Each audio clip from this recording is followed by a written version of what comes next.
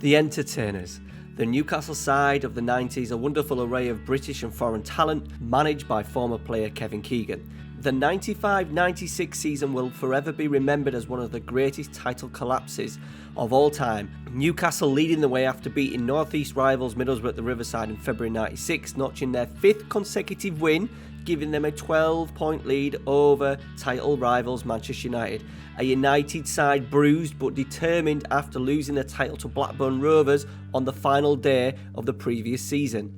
Newcastle then went on to blow their lead, losing 5 out of the next 8 games, including that 1-0 defeat to United at home, with Cantona scoring, and then who can forget the 4-3 at Anfield, one of the all-time memorable Premier League matches, with Stan Collymore scoring a stoppage time winner, and that unforgettable image of King Kev slumped in the Anfield dugout, knowing his side had blown their lead and blown their shot of the Premier League title. Despite 2 consecutive second-place finishes, the world record transfer of Alan Shearer and the arrivals of Ferdinand, Batty, Ginola and Asprilla, just to name a few, they never went on to win a trophy, and the famous Entertainers with their gung-ho 4-2-4 will always be seen as the bridesmaids and never the bride. And in today's video, we are bringing the Entertainers back. I have put together a 4-4-2, 4-2-4 tactic. I've played 9 Premier League games with Newcastle and it looks fantastic. If you are a strong side and one of the bigger sides in your league, then you've got to use this tactic. So much fun, just how King Kev wanted it. Alright guys, let's get into today's video. Smash a like on today's video. Let me know which tactic you would like me to cover next on the channel for next week. And as always, Patreons. The tactic link is now available for you over on the Patreon website. Links to that down in the description. If you want all the tactic downloads for you to then put into your FM saves, go check out the link in the description for just £3 a month. Alright guys, let's get into it. The Newcastle 1990s Entertainers. Let's go. So first of all, I thought I would be as transparent as I always am with these tactics. We've done a little bit of tweaking, just trying to get the balance right with what Newcastle did and how it kind of manages in FM. And as you can see, what I have done is I've played the Premier League games, plugged the tactic in what I've created, put it, and then go on holiday for pre-season, and it threw up some interesting results. I was a little bit worried after coming back off holiday and realised we had an aggregate score of, 13-0 after a 7-0 home defeat to Atletico Madrid, a 2-0 away defeat at Twente, and a 4-0 defeat away against Lecce, a Serie A kind of struggler. So I was a little bit concerned. We've tweaked it a little bit in terms of the press, and, there's always that thing about, in the 90s, there wasn't so much of high pressing, but because of how Newcastle flooded forward, it did leave gaps in behind and gaps at the back. So I've kind of put that into FM,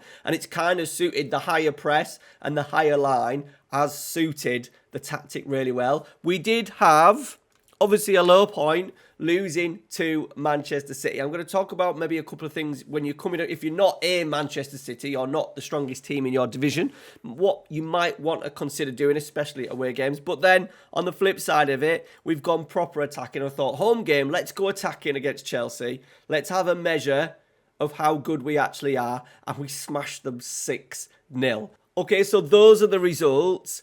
League-wise, we've started really well. We're second in the division, which is obviously a really good start. And we want to have attempts on goal. And let me just have a look at the stats. And as you can see, we're having plenty of shots. Loads clear of Manchester United and the ones below. Obviously, Liverpool and Man City. But I think if you are a strong side, now Newcastle haven't got the greatest side in FM. They do often struggle. You often see Eddie Howe getting the sack.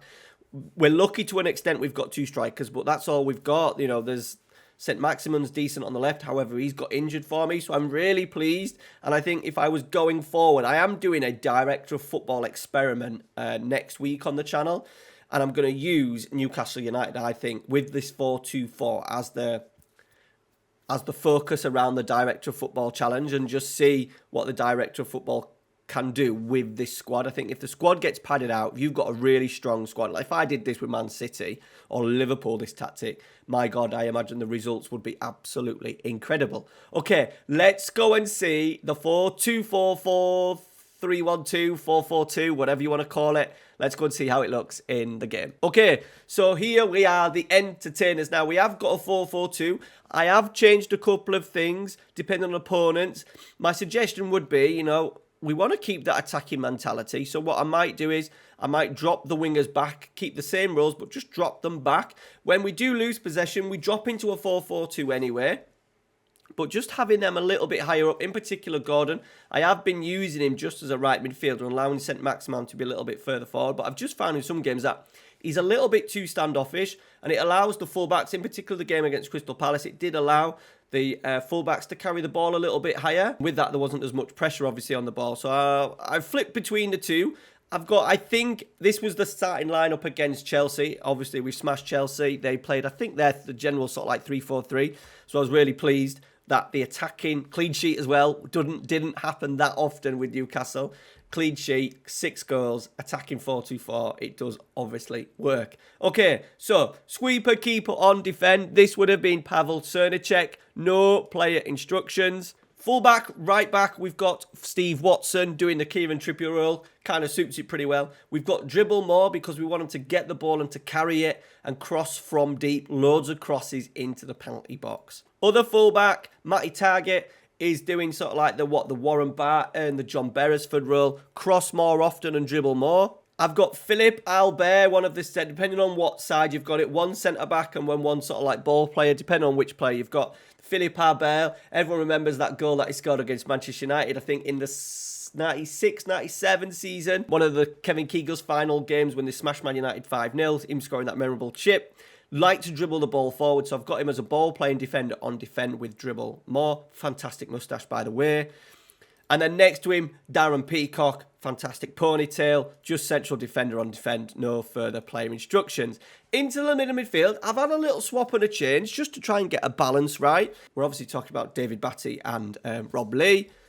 Pound for pound, Kevin Keegan's always said Rob Lee was one of the best players, the best signing that he made at his time at Newcastle. We've got box-to-box midfielder, player instruction, tackle harder. Central midfielder on defend, just because I like that role a little bit. It just gives you a little bit more. David Batty was obviously a ball winner, but at the same time, he was quite decent at distributing the play, getting the ball out to those wide plays. So I've got him as a central midfielder on defend. Take more risks and tackle harder. That take more risks, it was just because of we've got Bruno Guimaraes in there. Obviously a fantastic player, so that's why I've got that on. I imagine if it was David Batty, that wouldn't be on, but I've just been using that and it has helped him. Just spray the ball around.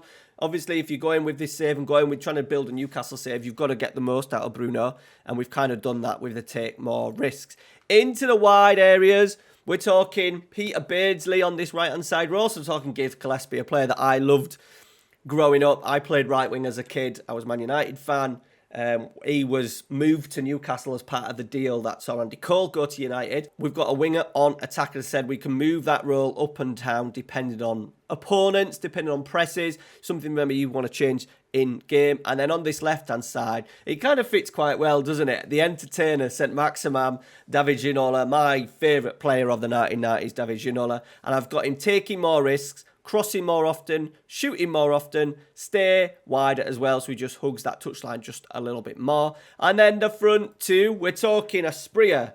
We're talking Andy Cole to a certain extent as well. He was obviously in the early days, he had a fantastic first full season with Newcastle in the Premier League, leading goal scorer, I think. He might have been. I'm sure he scored like 34 goals in a season. We're talking Les Ferdinand, Asprilla, Shearer. So what I have done is, I've just gone with a presser. Obviously, I think Ferdinand and Shearer were the best partnership. That came towards the end of sort of like Kevin Keegan's reign. But Ferdinand and Shearer pressing forward for Big Les, and then Alan Shearer on the right. You could do compete forward. I just find the way that I want it with these two to really lead the line and get into the penalty area. That combination of pressing forward, no playing instructions either, just bog standard presser, bog standard advance forward works really well in a 4-4-2. Okay, over to the team instructions. Obviously, in attacking mentality, we take risks, we go forward. There's always player interviews saying they felt sorry for the defenders because everyone just took risks and flew forward. I didn't really care much about what was going to get left behind. So, attacking mentality, wide attacking width, always with Gillespie, Beardsley, Ginola. I'm trying to think of another player that would have had out on that left-hand side. John Barnes came in, I think, towards the end. Probably a Kenny Dalglish signing by the looks of it. Who else is in the squad? Rule Fox was in around at the time. So fantastic wingers. So obviously wide. Focus down the play and down the right. They wanted to get the ball in particular to Ginola. They wanted to get players in and around the penalty area in terms of crosses into the box. Feeding off crosses from Ginola, Gillespie, Beardsley, whoever. So we've got focus down the play and left and right. We've gone for standard. I didn't think it was necessary to go more direct. You know, they weren't long ball. They wanted to get the ball into the feet of those wide players. They did obviously clip balls, and you'll see balls clipped in when we show you the highlights anyway. We'll see that. So we kind of get that with the higher tempo. Never wasting time. Be more expressive. Crosses, hit crosses early. Can we get crosses? I've asked for the fullbacks to cross from deep areas. Fantastic when you've obviously got Kieran Trippier as well in this one. And mixed crosses, a variety of different crosses. We have scored plenty of goals, especially Isak, because obviously he's decent in the air. In transition, I haven't put counter press on because there wasn't that initial lose. There kind of was, but not to the extremes of that. It was actually a tactical point of Newcastle getting the ball back. Counter attacking. Get the ball into the flanks whenever we can. Can we get the kicks into the flanks, maybe a fullbacks? Can we drop it in for maybe a centre forward to work the channels? Out of possession, I said we started with a mid block and we just couldn't get that dominance in games. So, and obviously a lot of goals Newcastle conceded were on the break. So I've kind of decided that a high press would work. More often trigger press midfielders. We want Lee and Batty to get in and around it. Very aggressive. Does allow gaps to be left open, but that's the whole reason why we've done it. Get stuck in, step up more, so been really aggressive. Trap outside as a standard thing, sort of like a 4-4-2, and stop crosses into the box. All right, that is the tactic. Let me know your thoughts. Plug it in, by all means. And as I said, links down in the Patreon to go and download it. I've shown you everything you need. I haven't done anything for opposition instructions either. I've just purely done it based on the side. I said you may want to just change the wide players. You might even want to change the mentality for away games if you want to be a little bit more cleverer. However, that was not Newcastle. Newcastle, it was all about attack, attack, attack. Okay, let's go and see a couple of the results. We won't look at the 7-0. There's obviously the 6-0 there from Manchester City. Let's go and look at the 6-0 against Chelsea. Okay, the first one's from a corner, Trippier corner, Isak heading, two bodies in the box. I think if I was doing this as a save, I would want to maybe just strengthen a little bit in his strikers because we've literally got the two. There, once again, cross into the box, cross more often. It's quick if we just go back and see where the goal was actually came from. Long goal kick, distributing to the flanks. Lovely flick on from Shearer into Ferdinand, out to David Ginola, cross, Isak getting into the penalty area, Les Ferdinand scoring. And then here, do we get a press? No, we win a second ball. Wilson's in. Finish. Lethal finish. And one good thing about Newcastle in the game is that they've got two fantastic strikers. Winning second balls. It's all basic, isn't it? Quick football. I think the good thing as well with two strikers up there, you've got centre-halves having to man mark a little bit. And when you've got the pace of Isak and Callum Wilson, predatory instincts, you're always going to score goals. Wilson as well, hitting the line, lovely cross. We get a little bit lucky with the rebound, but we tap it in. And that was it. 6-0, 15 shots. You know, some of the other games as well, we've had plenty of shots. Starting to knock up clean sheets as well. So obviously the high press has definitely worked. Okay, guys, I'm definitely going to use this. I said I'm doing a Newcastle. It's a director of football experiment to see how good director of footballers are in the game. We're going to have a world-class director of football and the world's worst director of football. We're going to simulate a couple of seasons with Newcastle because they've got plenty of money. They need a little bit of, not a rebuild, but they do need to make signings in the game to make them go on to that next level. So plenty of money to spend, and we'll see how the director of football does. Best one and the worst one. See if it's important in FM23. So go check that out. That'll be next week on the channel. So make sure you've hit that subscribe so you don't miss that. All right, guys. Thanks for watching. Appreciate it. Take care. See you later.